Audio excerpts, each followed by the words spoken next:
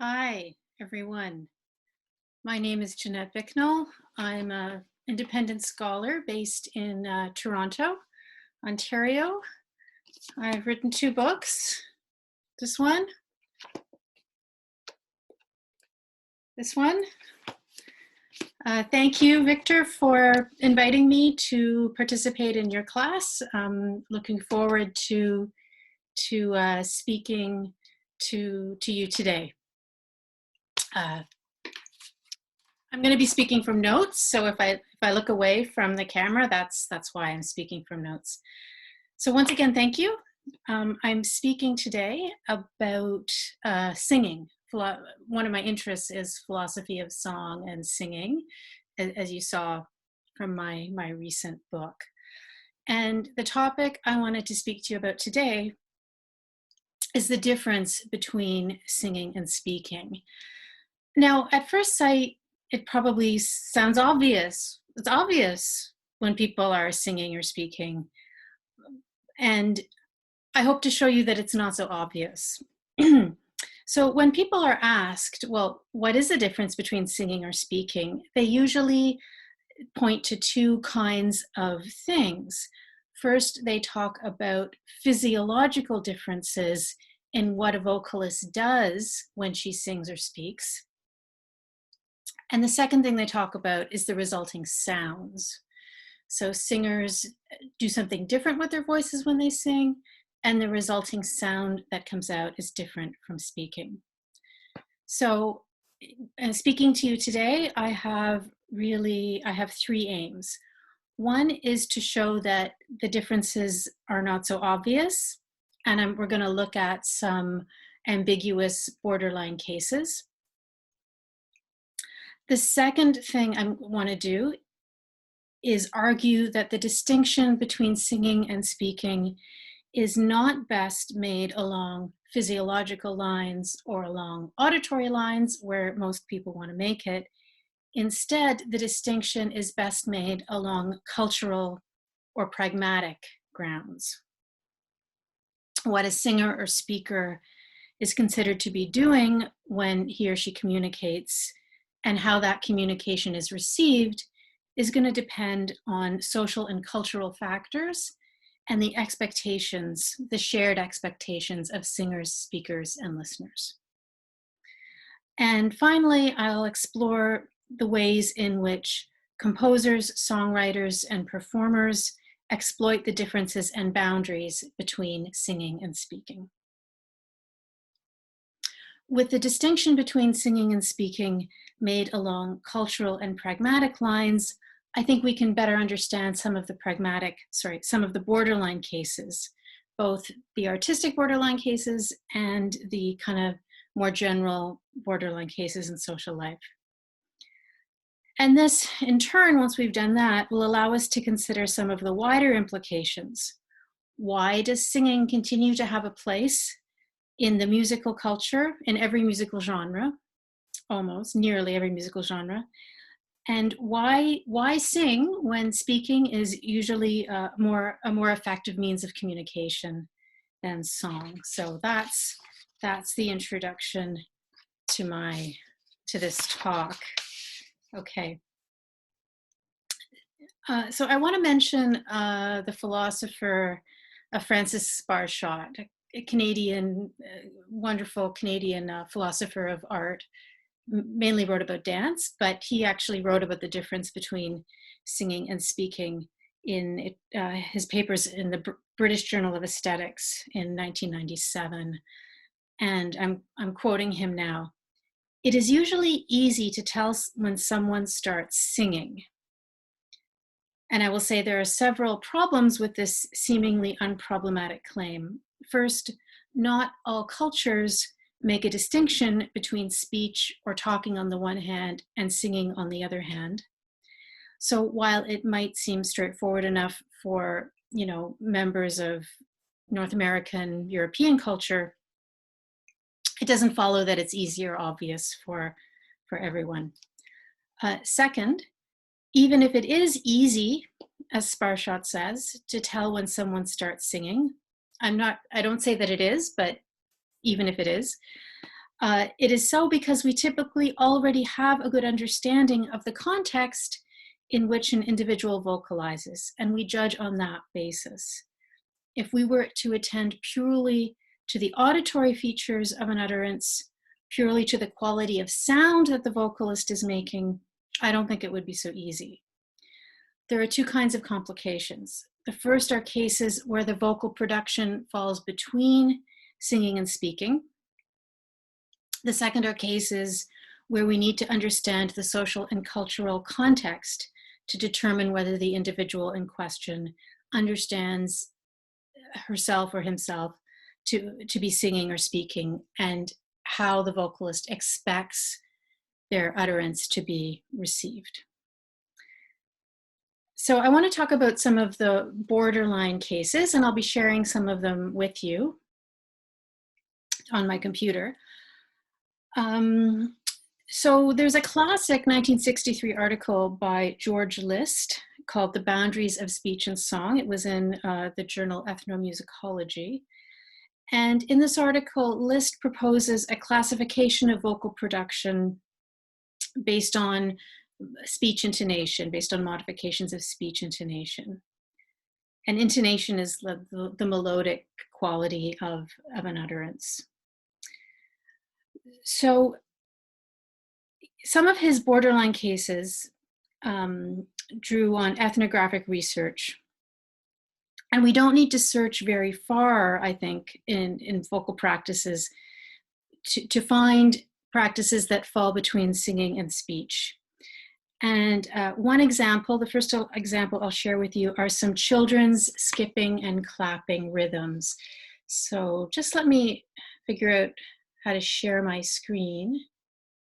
Oh, here we go, share screen, and I will hope to share these with you.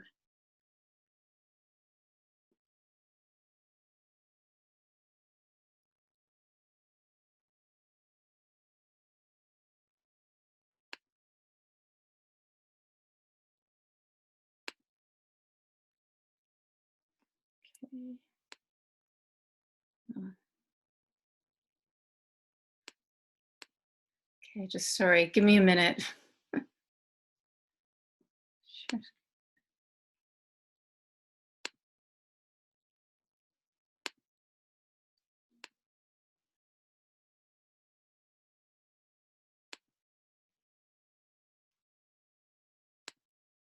Okay, here is a children's skipping rhyme. I think this is the 50s in England.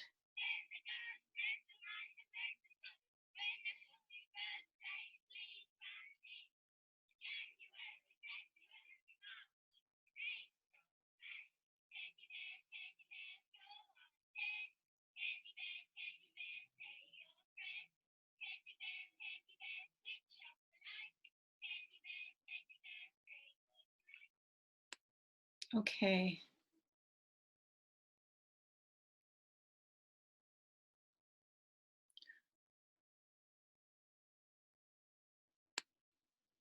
I hope you could hear that. The sound wasn't great on that one.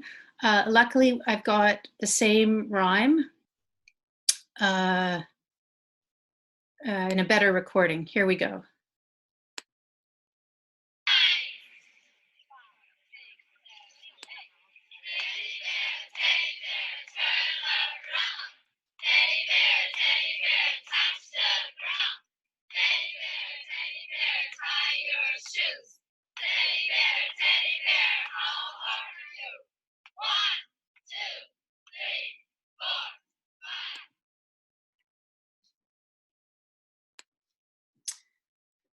So there we had the two with the same children's rhyme, 50 years apart, kind of interesting. And you could see, I hope, that they're not quite singing, but they're not really talking either, obviously. The next one I want to share is some auctioneer's chants. I don't know how familiar you are with this. I believe this is a North American thing. I don't even know if they do it in the UK.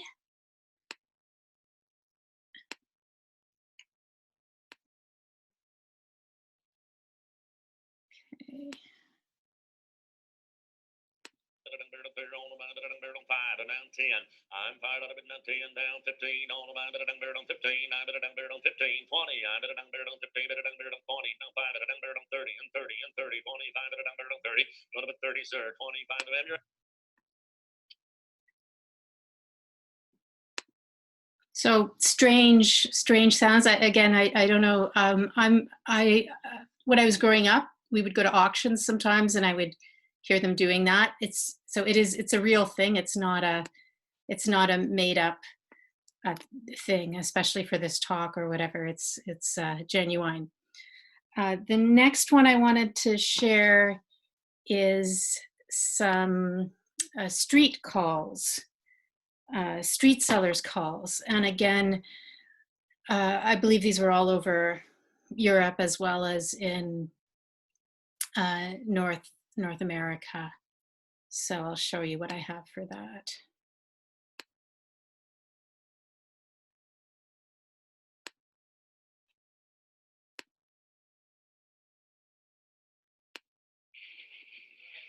There's an old gentleman.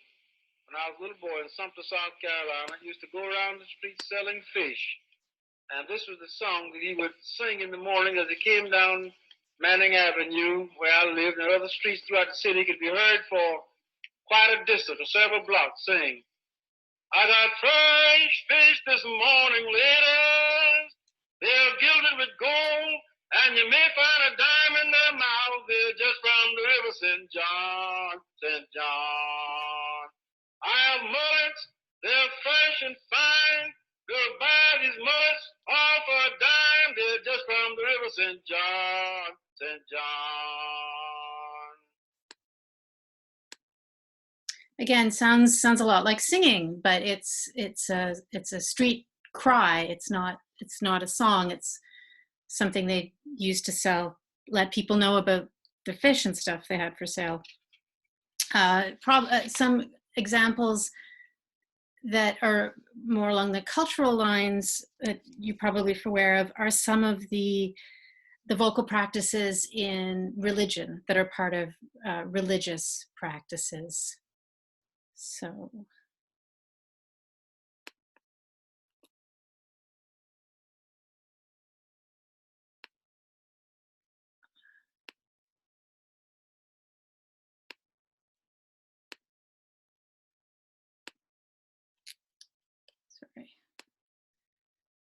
This one is Aramaic rendition from Georgia.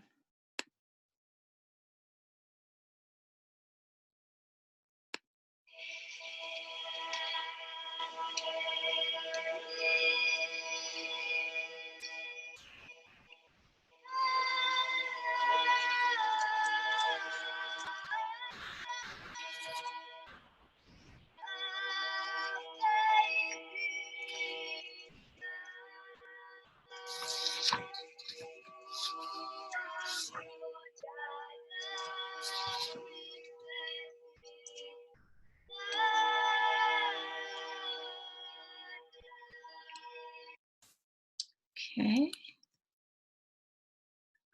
Here is the Islamic call to prayer.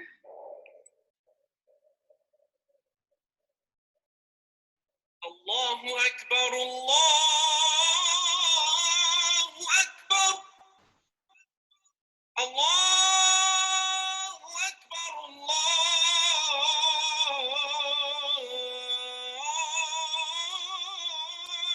Akbar.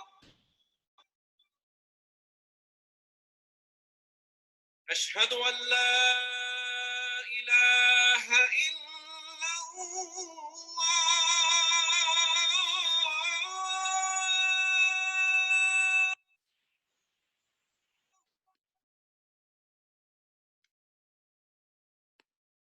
Okay, so we've had a number of examples from different parts of the world, secular, religious, and I think they're all somehow between speaking and singing.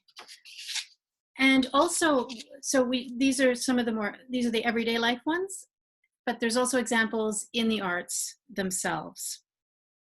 So there's the heightened speech of musical theater, some spoken word poetry that I'll be sharing with you later, recitative and Sprechstimme in classical music, rap, and talking blues, which I'll also be talking about, sharing with you later. Okay, so I mentioned earlier that not all cultures distinguish between speech and song. Other cultures recognize what we may consider intermediate forms between the two, such as chanting. And the social function of these forms may vary widely. While singing is a physical activity, it's also a social and cultural activity, and some singing is artistic. Singers' activity is subject to a variety of collective expectations and takes place within specific shared contexts and shared cultural understandings. When we look at music practices globally, what an individual is considered to be doing when he or she vocalizes will depend heavily on social and cultural factors and on the expectations of everyone involved. So think again, for example, of the religious examples that I just played. In cultures where music is understood as a secular pursuit or has little prestige, participants may be reluctant to describe their vocal activity as singing or as musical. Instead, they might see it as part of a larger spiritual practice. Islamic calls to prayer may sometimes sound like songs, but they're not usually considered by adherents to be singing performances. Similarly, in Jewish religious practice, the chanting of passages from the Torah is referred to as reading or recitation rather than singing, and the role of the cantor in Judaism is seen as primarily moral or spiritual rather than artistic or musical. So I want to talk a bit about some artistic forms. The first one is Sprechstimme, from the German sprechen, to speak. And it's the musical name for a vocal production that's halfway between singing and speech. And I'll say something in general about it, and then I'll talk about two different genres, hip hop and talking blues. I see these Sprechstimme, talking blues, and hip rap, I see them all as forms of singing. Then I'll contrast them with spoken word poetry, which it's a related practice, but I don't think it's music and I don't think it's a form of singing. Okay. So in a paper he gave to the American Philosophical Association in 2013, Peter Kibby spoke about Sprechstimme, and he argued that it's a form of singing. He said, "We are drawn to the sounds of the words as if they were a kind of musical sound, as we are not to merely spoken dialogue in the opera." Now, I think he's right about that. I agree, but I would emphasize the historical and cultural reasons in support of this claim. Sprechstimme developed in a musical context, as opposed to a strictly theatrical context, was developed mainly by composers, not playwrights or theater directors, and is a technique expected in the repertoire of singers, rather than actors or poets. To put it a little crudely, Sprechstimme is a form of singing because we treat it as a form of singing. I would argue similarly for rap. Like the Sprechstimme in art music, it strikes the ear somewhere between singing and speaking, and it's usually accompanied by music. Okay. Like Sprechstimme, the vocal delivery is stylized. It doesn't sound like regular speech, and it also doesn't sound like standard singing. What else do I want to say? And it's, I think there are also historical and cultural reasons why rap is best understood as a form of singing rather than speaking. For one, it's firmly part of the music industry. Rap artists are considered musicians, usually, rather than poets. For example, in 2017, Eminem performed a freestyle rap, improvised rap, highly critical of President Donald Trump during the Black Entertainment Television Awards show. And Rolling Stone magazine called his performance a ferocious a cappella freestyle. They didn't call it a poem, they didn't call it a speech, they used a musical term, a cappella, referring to a song without musical accompaniment. Okay, in the performing arts, vocal practices that sound superficially similar may respond to different kinds of expectations, carry different associations, and arouse different meanings for listeners. Consider the different expectations and meanings surrounding talking blues and spoken word poetry. So both combine rhythmic speech with instrumental music. Both practices have names that refer to or emphasize speech, talking blues and a spoken word poetry. Yet how they are classified and how listeners respond to them involves many more factors than how they sound. These include the traditions from which they arose and the cultural milieu from which they sprung. Talking blues arose from the blues musical tradition. Structurally, works tend to be formulaic and adhere to some form of song structure with a kind of simpler chords. Performers of talking blues are usually musicians or singers. Spoken word poetry, on the other hand, comes from the tradition of modern poetry recitation. Performers are usually poets. The cultural associations of talking blues are low cultural associations, folk art, popular art, country music. Spoken word poetry, on the other hand, has high cultural associations and is often seen as a more elevated, esoteric pursuit. So I've got an example of each to share with you. The first is Johnny Cash. I hope you've heard of him. He had a hit in 1971 with Singing in Vietnam, Talking Blues. So let's just hear a little of it.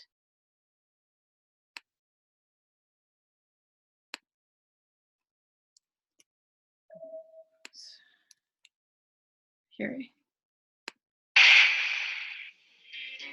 I wrote a song yesterday for all the men in the military, especially for those that are overseas and want to go home.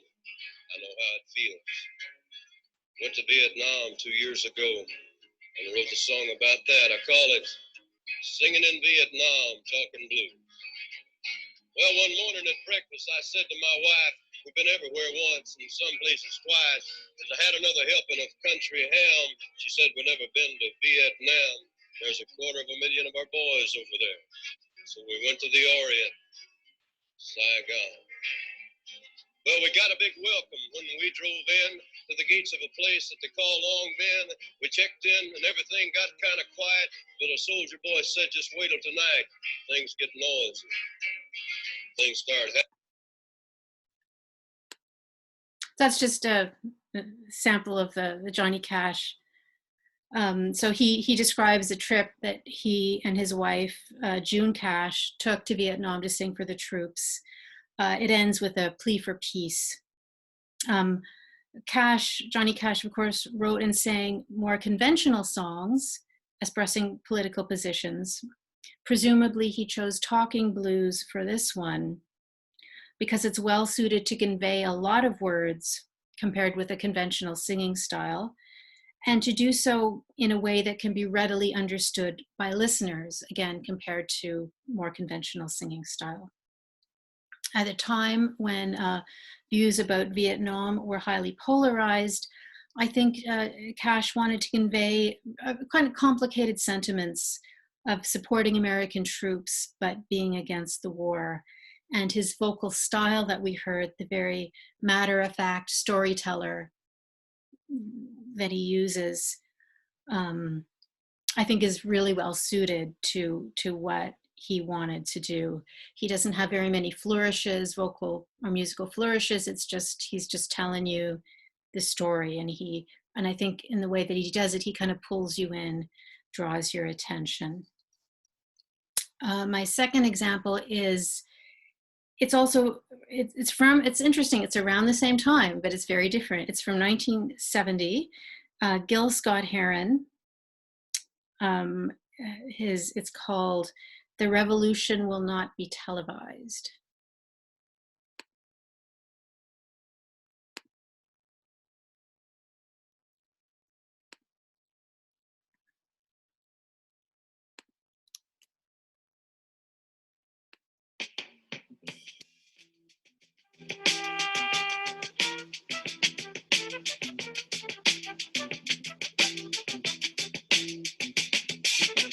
You will not be able to stay home, brother.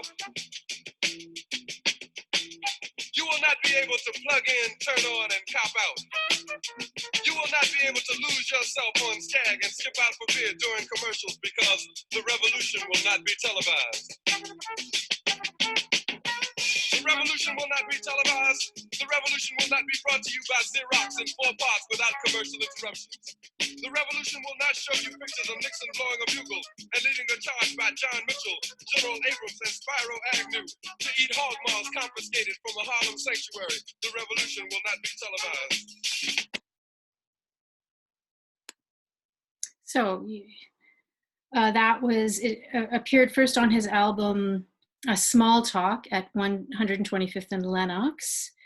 And the cover of that album announces Scott Heron as a new Black poet. So like the Johnny Cash song we heard, it's an overtly political work. His vocal style is different from Cash's. He's not a storyteller. He's more like declamatory, like a poet. The musical background is obviously very different. Johnny Cash accompanied himself on a guitar. Gil Scott Heron has a flute, congas, and bongo drums. And I assume he released it as an LP because he wanted to reach a wider audience. So while talking blues and spoken word poetry share many similarities, there's one fundamental difference between them, I will say. Talking blues is best understood and usually treated by listeners as a form of song. Spoken word poetry is a form of speech. This difference stems not only from a vocal style or anything that could be measured with a spectrograph, but from audience expectations having to do with their respective traditions and cultural milieu. We distinguish one from another by these means rather than on the basis of auditory cues. Okay, so while I've argued that talking blues is a form of singing, there are other types of singing, other types of speech in song that we can talk about. The most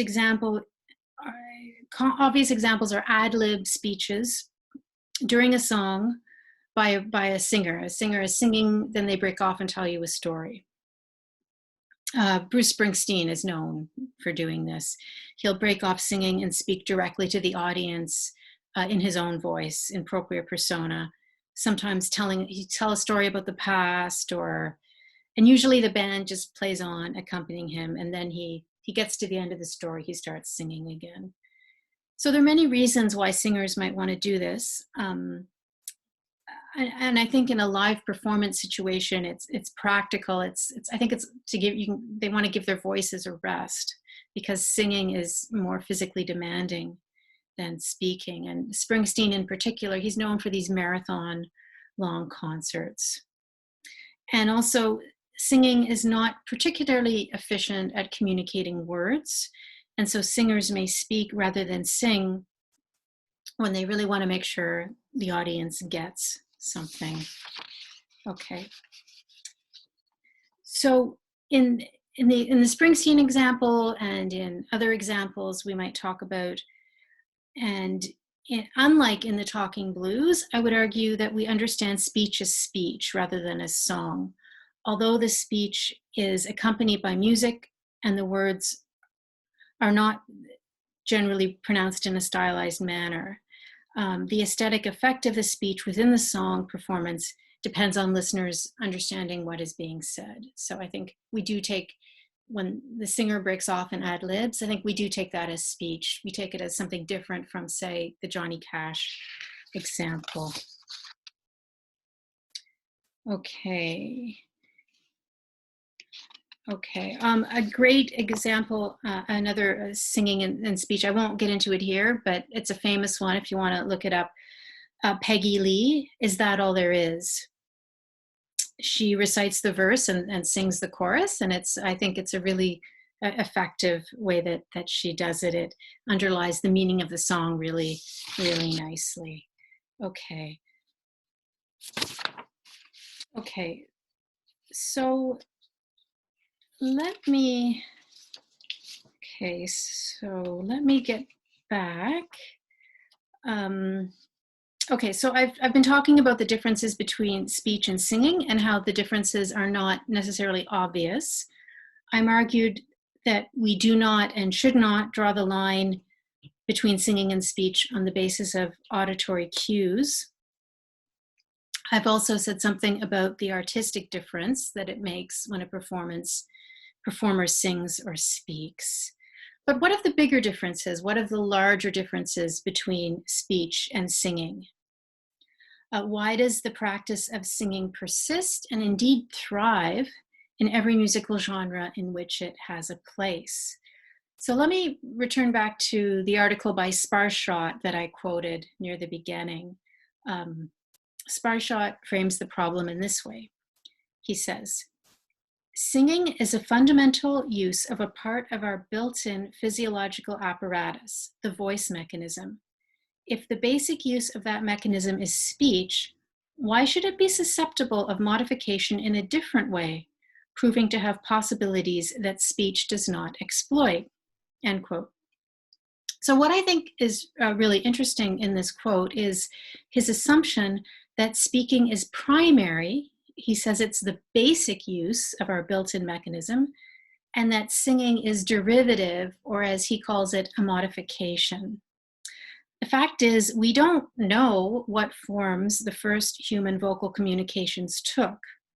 We don't know, were they threats, howled, like were we imitating animals, or was it, a mother reassuring a child and then a melody took shape? And so we just don't know. And no matter what the origins of human vocal communication, it's not outrageous to conjecture that singing and speech evolved together, that one is not primary and the other is an offshoot of it.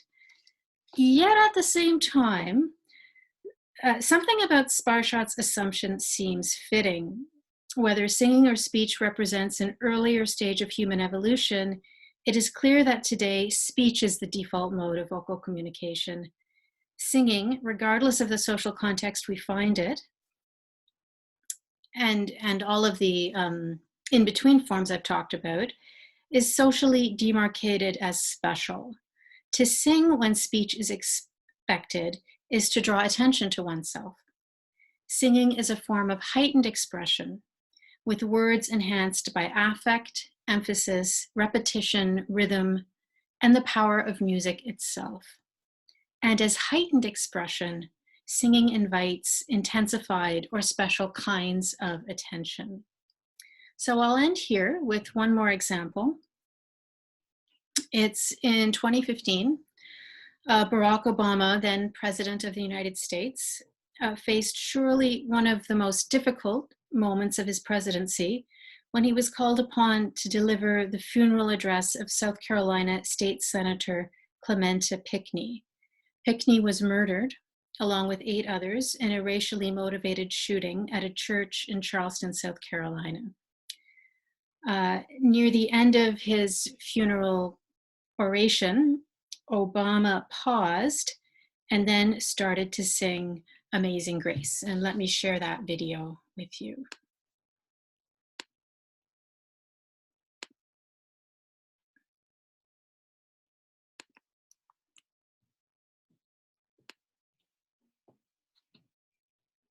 Amazing Grace. Amazing Grace.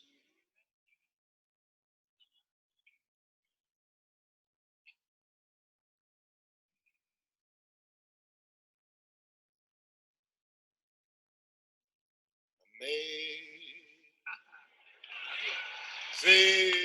grace, how sweet the sound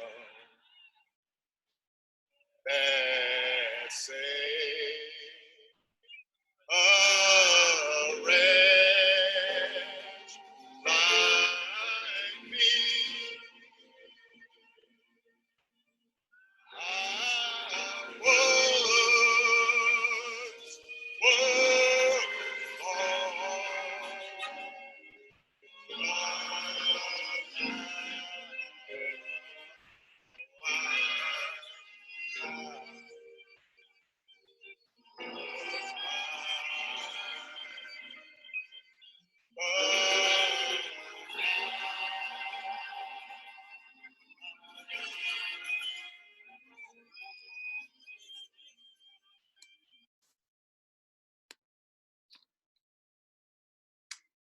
Okay, that, as I said, he pauses. Obama is speaking. He pauses. He pauses for nearly 13 seconds, and it's a silence in which the transition from one mode of communication to another, from the declaration of speech to the emotive language of song, was made ever so gradually. Those standing with Obama on the dais, they laugh at first. They're clearly not expecting him to sing, yet they recover, stand up, and start singing along. And soon, as you saw, the whole church is singing. Obama is well known and highly praised as an orator. Yet the power of his words in this instance were no match for the power of song. His gesture brought everyone together in a way that words alone could not have done. The best speakers understand when words alone are not enough. And so I will end there. Thank you if you've listened this long. Thank you very much for your patience, for hearing what I have to say. I will show you my website. Here's my website, JeanetteBicknell.org. Feel free to reach out if you have questions about this or want to chat further. Good luck, everybody. Good luck with your studies. Good luck getting through this kind of crazy period we're all going through. And again, thank you very much for listening. Bye-bye.